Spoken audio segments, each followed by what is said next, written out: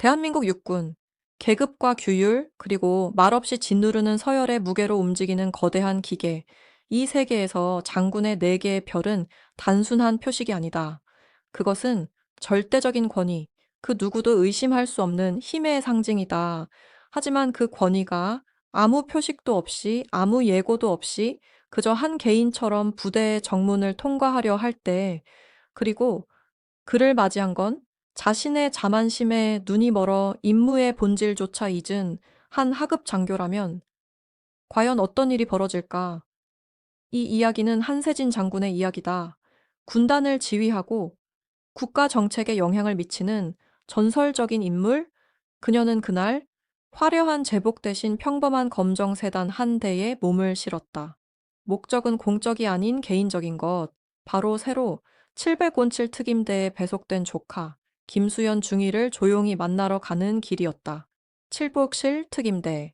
아시아에서 가장 비밀스럽고 가장 강력한 대테러 특수부대. 갈등은 차가 707 특임대 본부의 주 게이트 앞에 멈춰 서는 순간 시작됐다. 그곳을 지키고 있던 이는 박미나 대위. 규정 하나하나에 철저하지만 상황을 읽을 줄 모르는 치명적인 단점을 가진 젊은 장교였다. 그녀에게 뒷좌석의 여인은 단지 또 하나의 통제구역을 넘으려는 민간인에 불과했다. 한세진 장군이 아무리 정중하게 설명해도 돌아오는 건 의심과 무시뿐이었다. 그리고 그 무시는 점점 대중 앞에서의 모욕으로 바뀌어갔다. 정문 앞의 공기는 점점 얼어붙었고 그 자리에 있던 병사들조차 숨을 죽였다. 한세진 장군은 전설적인 장군님에도 불구하고 한 하급 장교에게 공개적으로 모욕당하는 상황을 묵묵히 견뎌야 했다. 조용하지만 거대한 힘과 시끄럽고 근거 없는 오만함의 충돌. 그 대립은 단 하나의 행동으로 끝을 맺는다. 굳게 닫힌 문 앞에서 한세진 장군은 천천히 가방에서 위성전화를 꺼냈다. 그리고 단 두 글자의 이름을 눌렀다. 준호. 그 전화는 원래 걸릴 일이 없었어야 했다. 하지만 707의 세계에서는 단 한 번의 차분한 호출이 모든 걸 뒤집는 폭풍을 부를 수도 있다. 그 결과 불과 1분 만에 기지사령관 이준호가 직접 정문에 도착했다. 그리고 한 대위의 오만함은 그 순간 모든 대가를 치르게 된다. 이야기에 들어가기 전에 처음 오신 분들은 구독 버튼을 눌러주세요. 여러분의 구독과 좋아요는 이 이야기를 계속 만들어 나갈 수 있는 큰 힘이 됩니다. 끝까지 시청해 주시고 이 이야기가 마음을 울렸다면 댓글로 여러분의 생각을 나눠주세요. 그리고 군대 드라마를 좋아하는 친구에게도 꼭 공유해 주세요. 이제 이야기를 시작합니다. 707 특임대 훈련장의 공기는 매섭고 차가웠다. 송진 냄새와 탄약 냄새가 뒤섞여 공기를 무겁게 짓눌렀다. 시각은 06시도 차에 되지 않았고 서울 외곽 산맥 위에는 희미한 햇살이 안개를 간신히 뚫고 있었다. 새벽 훈련 중인 병사들의 낮고 거친 구령 소리가 기지를 가득 채웠다. 규율과 힘으로 움직이는 이 특수부대의 정체성이 그 소리 하나하나에 담겨 있었다. 메인 출입구는 철조망과 가시철선으로 둘러싸인 고강도 철문으로 봉쇄되어 있었다. 그 옆 작은 벙커형 경비초소에는 박미나 대위가 근무 중이었다. 그녀의 얼굴에는 한치의 흔들림도 없는 엄격함이 고스란히 드러나 있었다. 박 대위에게 규정은 전부였다. 그것이 그녀의 방패이자 검이었다. 이 문을 통과하려는 모든 사람은 잠재적 위험이자 반드시 차단해야 할 보안의 빈틈이었다. 그때 검은색 제네시스 세단 한 대가 천천히 정문 앞에 멈췄다. 차체는 거울처럼 반짝였고 번호판엔 아무 표시도 없었다. 그것만으로도 박대위의 의심을 사기에 충분했다. 운전석 창문이 내려가자 짙은 정장 차림의 노년 남성이 고개를 숙여 예의를 표했다. 그리고 그 뒷좌석에는 한 여성이 앉아 있었다. 그녀가 바로 한세진 대장이었다. 대한민국 육군의 사성 장군, 전략과 인내의 대명사로 불리는 살아있는 전설. 하지만 오늘 그녀는 제복 대신 맞춤형 회색 수트를 입고 있었다. 군을 움직이는 네 개의 별은 지금 금고 속에 잠들어 있었다. 오늘 그녀는 장군이 아니라 조카 김수현 중위를 깜짝 방문하려는 이모였다. 김중희는 최근 707 특임대에 새로 배속된 신참 요원이었다. 차 안에 한세진은 미소를 지었다. 오랜만에 조카를 만난다는 생각에 그 미소는 부드럽고 따뜻했다. 그때 박미나 대위가 초소문을 열고 나왔다. 전투화가 자갈을 밟으며 내는 자작 소리가 유난히 날카로웠다. 그녀의 걸음은 군더더기 없었고 표정에는 감정이 전혀 묻어나지 않았다. 운전석 쪽으로 다가간 박대위는 차가운 목소리로 물었다. 방문 목적은 무엇입니까? 여긴 통제된 군사시설입니다. 명단에 없습니다. 운전기사가 조심스레 대답했다. 김수연 중위를 뵈러 왔습니다. 이 시간대에 비공식 면회가 가능하다고 들었습니다. 박대위는 몸을 일으키며 뒷좌석에 앉은 여인을 흘끗 보았다. 그리고 단호하게 말했다. 누가 그렇게 허가했습니까? 김중위는 특임대 소속입니다. 외부인의 출입은 엄격히 제한되어 있습니다. 그녀의 목소리엔 차가운 의심이 서려 있었다. 그때 한세진 대장은 조용히 창문을 내렸다. 차 안으로 차가운 아침 공기가 새으며 들었다. 그녀는 부드럽게 미소 지었다. 수많은 외교 현장에서 긴장을 녹였던 특유의 따뜻하고 여유 있는 미소였다. 좋은 아침이에요, 대위님. 그녀의 목소리는 낮고 단단했다. 혼란을 드려 죄송합니다. 저는 한세진입니다. 김수연 중위의 이모입니다. 박미나 대위의 턱이 굳었다. 그녀는 상대를 위아래로 훑었다. 고급스러운 수트, 깔끔한 머리, 여유로운 태도. 하지만 그녀가 본 것은 규정 무시하는 민간인, 그 이상도 이하도 아니었다. 속으로 비웃었다. 또 특수부대에 빽 있다고 우기는 민간인인가 보네. 이모님이든 누구든 상관없습니다. 박대위의 목소리가 높아졌다. 그 소리가 초소 근처에 있던 두 명의 병사 귀에도 또렷이 들릴 정도였다. 여긴 공원 아닙니다. 7콜7은 최소 2주 전 사전 승인 없이는 면회가 불가능합니다. 지금 민간인이 이렇게 머무르는 건 보안 지연입니다. 한세진의 미소는 사라지지 않았다. 하지만 그 눈빛 속에 빛이 아주 미묘하게 사그라졌다. 그 순간 공기가 싸늘하게 얼어붙었다. 대위님, 그녀의 목소리는 여전히 차분했지만 그 안에는 단단한 철심이 있었다. 규정을 지켜야 한다는 것 충분히 이해합니다. 하지만 이 방문은 이미 승인된 일입니다. 제 이름을 지휘관실에 확인만 해보시면 바로 해결될 겁니다. 박대위는 비웃음을 터뜨렸다. 그 웃음소리가 정문 초소의 정막을 뚫고 흘러나왔다. 그녀는 팔짱을 끼며 냉정하게 말했다. 지휘관실에 직접 전화하라고요? 그분은 소장입니다. 민간인 신원 확인하려고 소장을 귀찮게 하라고요? 지금 규정 어긴 건 당신입니다. 즉시 차량을 돌리세요. 여긴 출입금지 구역입니다. 한세진 대장은 아무 말도 하지 않았다. 그저 정적 속에서 천천히 숨을 내쉬었다. 그녀의 얼굴에는 분노도 조급함도 없었다. 오직 깊은 실망만이 어렸다. 대한민국 육군을 대표하는 사성 장군이 하급 장교에게 공개적으로 조롱당한 순간이었다.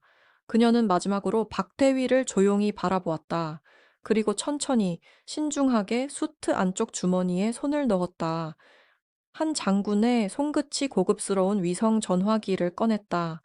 그 손은 수많은 작전 명령서에 서명했던 바로 그 손이었다. 그녀는 매끄럽게 화면을 터치했다. 등록된 단축번호 하나, 이름은 단 두 글자. 준호. 삑 조용한 버튼음 하나가 정문 초소 안을 가볍게 울렸다. 마치 고도로 정밀한 무기의 안전장치를 해제하는 듯한 소리였다. 한세진 장군이 천천히 위성 전화를 꺼내는 동작은 박미나 대위의 적대적인 태도에 조용하면서도 강렬한 대조를 이루고 있었다. 지갑보다 작은 검은 장치는 전 세계 어디서나 보안 통신이 가능한 최첨단 장비였고, 흐린 아침 햇빛 아래 차갑게 반짝였다. 박미나 대위는 자신의 계급에서 비롯된 정의감과 눈앞의 특권층 민간인에게 군의 절대적인 규율을 적용한다는 우월감에 사로잡혀 있었다. 그녀는 그 작은 장치의 불길한 의미를 알아차리지 못했다. 오히려 장군의 침착한 반응을 허세로 오해했다. 마치 없는 인맥을 이용해 상황을 뒤집으려는 마지막 비참한 발버둥처럼 말이다. 그거 집어넣으십시오, 장군님. 박대위의 목소리는 차가운 조롱으로 가득 차 있었고 정적이 흐르던 검문소 전체에 울려 퍼졌다. 그녀는 한 발 물러서며 경비초소 옆에 서 있던 무장병사 둘을 향해 고개를 들었다. 하사들, 잘 봐두세요. 이게 바로 시민적 오만입니다. 자신의 불편이 국가보안 규칙보다 더 중요하다고 믿는 거죠. 707 특임대 소속의 두 병사는 묵묵히 자세를 고쳤지만 표정은 굳어 있었다. 그들은 시선을 장군에게 두지 못한 채 오직 정면만 바라보았다. 그러나 그들의 손가락은 총기를 더욱 세게 움켜쥐었다. 그들은 계급과 권위를 누구보다 잘 이해하고 있었다. 그녀의 침착한 태도 속에는 박태위의 과도한 권위보다 훨씬 깊은 무게가 있었다. 무언가 잘못된 기류가 흐르고 있었지만 그들은 상관의 명령 아래 묶여 있었다. 박대위는 다시 장군에게 시선을 돌렸다. 두 손을 허리에 올리고 가슴을 내밀며 확신에 찬 목소리로 말했다. 방문이 필요하고 허가되었다고 주장하시죠? 그게 사실이라면 국방부 공식 승인 코드가 있어야 합니다. 개인 전화번호 따위가 아니라요. 그녀는 차를 향해 손바닥을 내밀었다. 그렇게 중요하신 분이라면 말씀해 보시죠. 장군님은 정확히 어떤 직책입니까? 특임대급 부대에 접근할 권한이 있는 임무라도 맡고 계신가요? 아니면 그냥 새벽 6시도 안 된 시간에 지휘관에게 전화를 걸 수 있다고 착각하시는 건가요? 그건 사실상 공개 처형이었다. 대한민국 군 역사상 가장 많은 훈장을 받은 장군 중 한 명이 한 명의 젊은 대위 앞에서 존재 이유를 증명해야 하는 상황이었다. 그 모욕은 의도적이었고 잔혹했다. 한세진 장군의 얼굴에는 아무 감정도 드러나지 않았다. 그녀는 박 대위의 말이 끝날 때까지 조용히 듣고 있었다. 그녀는 핵 위협 앞에서도 정치적 암투 속에서도 국제동맹의 불가능한 요구 속에서도 살아남은 인물이었다. 이런 사소한 검문소의 무례는 그녀에게 위협이라기보다 단순히 처리해야 할 행정 절차로 느껴질 뿐이었다. 젊다. 하지만 미숙함이 무례의 면죄부가 될 수는 없지. 그녀는 마음속으로 그렇게 중얼거렸다. 천천히 그녀는 위성 전화를 들어 올렸다. 작은 화면 불빛이 어둠 속 얼굴을 비추었고 그녀의 손가락이 준호라는 이름 위에서 잠시 멈췄다. 그 이름은 가장 깊은 신뢰와 작전 협조를 상징했다. 박대위는 그 잠깐의 정적을 포기로 착각했다. 입가에 비웃음이 번졌다. 보시죠. 아무 반응도 없고 신분도 증명 못하고 그럴듯한 소품 하나 들고 와서 자신을 중요 인물인 척하는 겁니다. 박대위의 목소리는 신경을 긁는 듯한 소리로 퍼졌다. 3번이나 경고드렸습니다. 이제 군보안을 호출하겠습니다. 차량은 견인 조치하고 불법 진입으로 공식 기록 남기겠습니다. 지금 바로 이동하십시오. 그녀는 직접 초소 안으로 들어가 전화를 걸려 했다. 그 순간이 선이었다. 장군이 결코 넘기지 않을 마지막 경계선. 그녀의 자존심 때문이 아니라 그녀가 대표하는 지휘 권한이 모욕당할 수는 없었기 때문이다. 박대위의 구두굽이 자갈 위에서 들썩이는 그 찰나 한세진 장군의 엄지손가락이 통화 버튼을 눌렀다. 짧고 날카로운 전자음이 공기를 갈랐다. 통화 연결음을 알리는 삐 소리는 초소의 정적을 찢어버릴 만큼 선명했다. 박대위는 그 자리에서 멈춰섰다. 그 소리는 멀리 훈련병들의 구령보다도 더 명확했다. 장군은 박대위를 보지 않았다. 그녀의 시선은 오직 휴대전화 화면에만 고정되어 있었다. 연결 신호음이 울렸다. 띠띠. 그 순간 장군의 얼굴에 처음으로 미묘한 변화가 스쳤다. 그녀의 눈빛이 바뀌었고 입괴는 잔잔한 미소가 떠올랐다. 차분하면서도 치명적인 이제 게임은 끝났다는 신호였다. 두 번째 신호음이 끝나갈 무렵 그보다 훨씬 크고 요란한 소리가 계곡 아래에서 울려 퍼졌다. 그것은 고성능 엔진이 한계까지 가속할 때 나는 독특한 포효였다. 산길 끝 구비를 돌자 어둠 속에서 그림자 하나가 분리되어 나타났다. 매트 블랙으로 도색된 거대한 SUV, 일반 군용 차량과는 차원이 다른 강화 차체의 전투용 차량이 707 특임대 초소를 향해 전속력으로 돌진하고 있었다. 한세진 장군의 위성 전화에서 울려 퍼지는 섬세하고 날카로운 띠띠, 신호의 음과 곧이어 빠르게 접근하는 차량의 저음 포효가 박미나 대위를 한 걸음 멈추게 했다.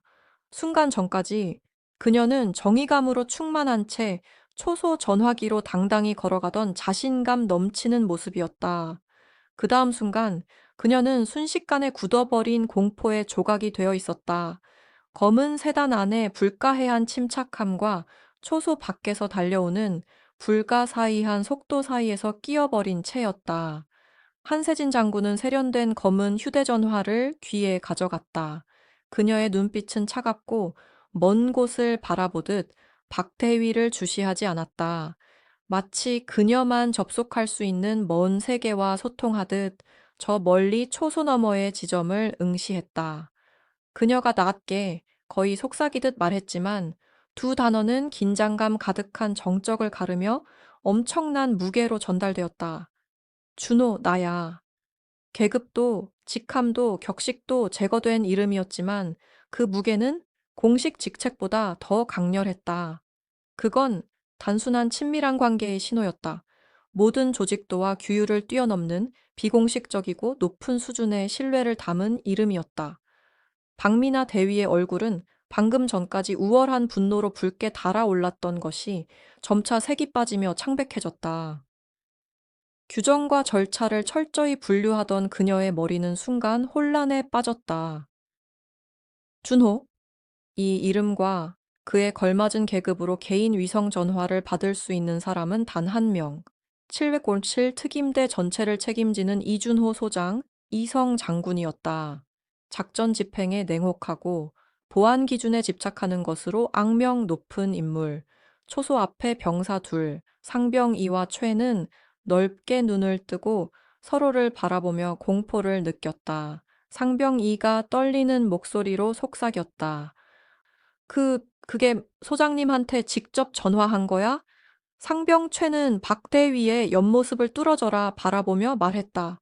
바보야, 이름으로 불렀잖아. 그녀는 부하가 아니라고. 한편, 한 장군은 여전히 침착하게 단 한 점의 감정도 드러내지 않은 채 수화기의 말을 이어갔다. 아니요, 문제 없습니다. 단순한 행정적 검토일 뿐이에요. 초소에서 발생한 사소한 확인 절차입니다. 아마 대위님께서 제 허가 확인에 어려움을 겪고 계신 듯합니다. 행정적 검토라는 단어가 거의 지루하게 부드럽게 발음되었지만 그 칼날은 박대위를 정통으로 가격했다. 그녀가 펼쳤던 권위의 과시, 엄격한 집행과 공개적인 모욕가 단순한 행정 오류로 전락했다. 이제 그것은 소장 본인이 직접 확인해야 할 문제로 격화된 것이었다. 자랑스럽게 허리에 손을 얹었던 박태위의 손이 이제 무겁고 축축하게 느껴졌다. 칼라 아래로 차가운 땀방울이 맺혔다. 그녀는 간절히 개입하고 싶었다. 잠깐 내 경계병을 호출할 수 있어. 그러나 그 말은 목구멍에서 걸렸다. 장군은 자신을 한세진 장군이라 소개하지 않았다. 그녀는 민간인 손님으로 이름을 언급했고 박태위가 올바르게 존중하며 이해하기를 기다렸다. 하지만 대위는 그 순간 단순히 출입을 거부한 것만이 아니라 공공연하게 지휘관의 중요한 연락망마저 의심하며 두 번 실수하고 있었다. 고성능 엔진 소리는 더 이상 멀리 있지 않았다. 높은 경계벽에 반사되어 날카롭고 날뛰는 기계음이 울렸다. 매트 블랙 장갑 SUV, 표준 군용 수송차보다 크고 빠른 가 아스팔트를 가르며 초소를 향해 돌진하고 있었다. 보통 이 속도라면 전체 기지의 비상 경보와 경고 사격이 발동될 수준이었다. 하지만 경보는 울리지 않았다. 누구도 길을 막으려 하지 않았다. 장군은 몇 초 더 통화를 이어갔다. 그녀의 시선이 드디어 박 대위를 향했다. 화나지도 경멸하지도 않은 채 그저 실패한 자산을 평가하는 장군의 눈빛이었다. 그리고 마지막으로 장군은 수화기를 통해 조용히 명령했다. 알겠습니다. 대기하겠습니다. 그녀는 수화기를 입술에서 살짝 떨어뜨리며 통화선을 열어둔 채 다가오는 권위의 굉음이 정적 사이를 채우도록 놔두었다. 그 순간은 고통스럽도록 길게 늘어졌다. 박대위는 다가오는 차량의 먼지 구름을 볼 수 있었고 전투화 아래 지면에서 진동이 점점 강해지는 것을 느꼈다. 행동해야 했다. 총알을 피하고 거수 경례를 하고 무엇인가 해야 했다. 하지만 발은 납처럼 무거웠다. 그녀의 자존심이 자신의 엄청난 실수와 함께 땅에 붙어 있었다. 707 특임대 최고 지휘만을 위해 제작된 블랙 SUV는 마지막 구비를 돌며 타이어가 아스팔트 위에서 날카롭게 긁히는 소리를 내며 돌진했다. 이제 완전히 시야에 들어왔다. 절대적인 속도로 초소를 향해 날아오는 검은 괴물이었다. 검문소를 위해 속도를 늦추는 일은 없었다. 한세진 장군은 제네시스 안에서 위성 전화를 입술 가까이에 들고 표정은 여전히 침착했고 약간 장난스러운 미소를 머금고 기다렸다. 검은 SUV는 제네시스 전면에서 불과 3미터도 차에 떨어지지 않은 지점에서 갑작스럽고 폭력적이며 뼈가 흔들리는 정지 상태로 멈췄다. 차량의 무거운 타이어는 자갈 위에서 날카롭게 비명을 질렀고 먼지와 돌가루가 사방으로 튀어 검문 지역을 순식간에 뒤덮었다. SUV가 멈추자마자 먼지가 가라앉기도 전에 운전석 쪽 문이 열리며 깔끔하고 단단한 검은색 군화가 모습을 드러냈다. 매트 블랙 SUV의 엔진 포효가 순식간에 사라지자 그 자리를 조밀하고 숨 막히는 정적이 대신했다. 뜨겁고 톡 쏘는 먼지 구름이 아침 공기 속에 장막처럼 떠올라 이제 막 문을 연 한 인물의 모습을 극적으로 가렸다. 박미나 대위는 자신의 안일한 도전이 초고속 긴급 출동을 불러왔다는 사실에 몸이 굳고 속이 차갑게 뒤틀리는 듯한 메스꺼움을 느꼈다. 먼지가 가라앉자 인물의 모습이 명확히 드러났다. 707 특임대 전체를 책임지는 이성 장군 이준호 소장이었다.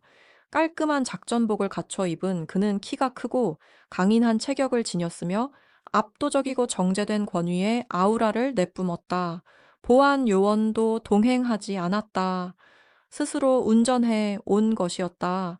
그는 아침을 방해받은 상황에 몹시 불쾌해 보였다.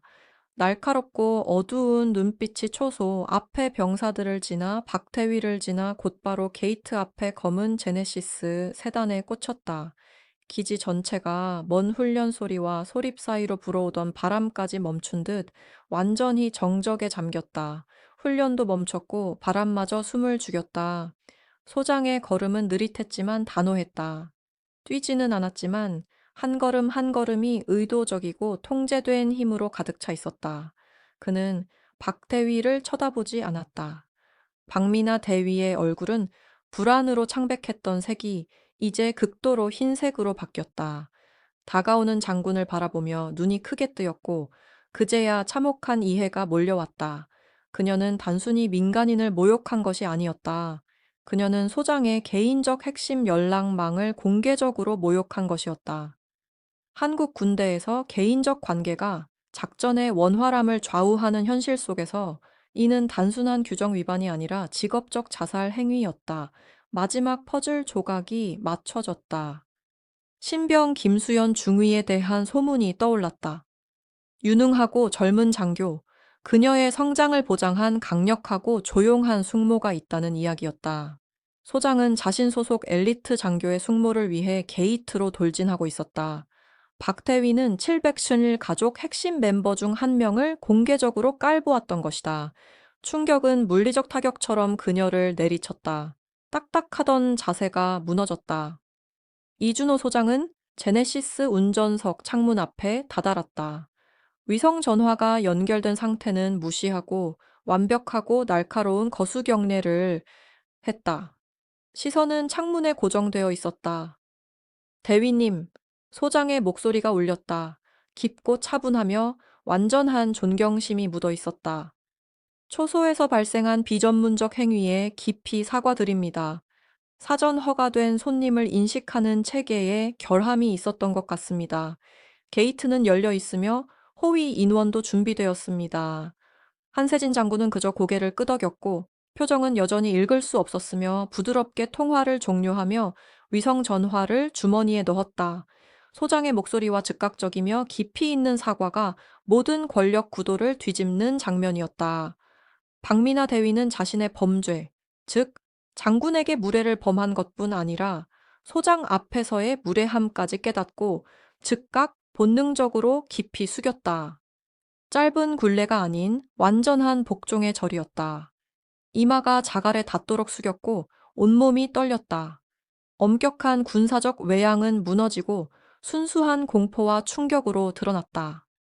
말 한마디 없이도 그녀는 자신의 경력과 부대의 명예가 사실상 끝났음을 깨달았다. 소장은 장군이 안전하게 처리된 것을 확인하고 드디어 박대위에게 시선을 돌렸다. 폭력적 대치는 아니었지만 조용하고 차가운 평가가 외침보다 깊이 박혔다. 박대위 소장의 말투는 평탄하고 감정이 배제되어 있었지만 군사법정에 무게가 실려 있었다. 15분 안에 제 사무실로 보고하라. 지체 없이. 상병 2 게이트 열어라.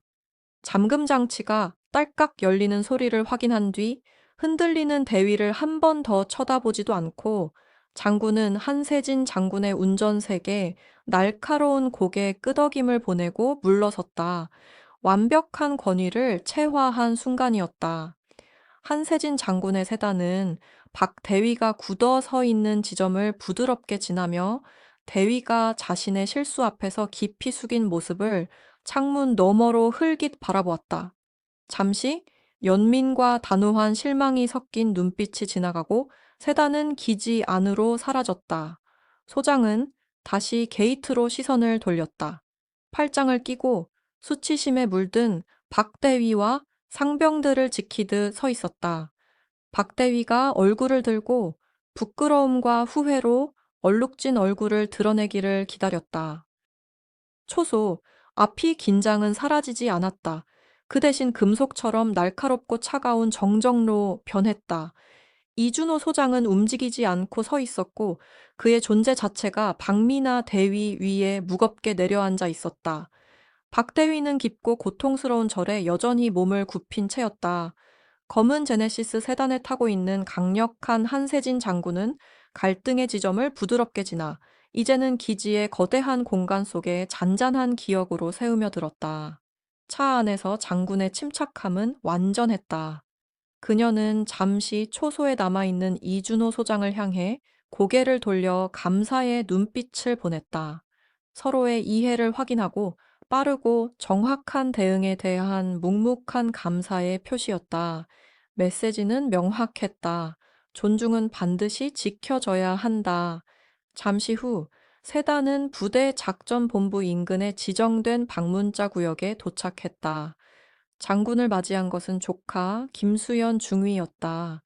이른 아침 작전복 차림에도 날카롭고 집중된 눈빛의 그녀는 먼저 운전사를 향해 경례를 하고 이어서 숙모에게 따뜻하고 진심 어린 미소를 지었다. 숙모 세진, 일찍 오셨어요. 해보다 먼저 올 줄은 몰랐어요. 김중희의 눈빛에는 놀람과 가족적 애정이 반짝였다.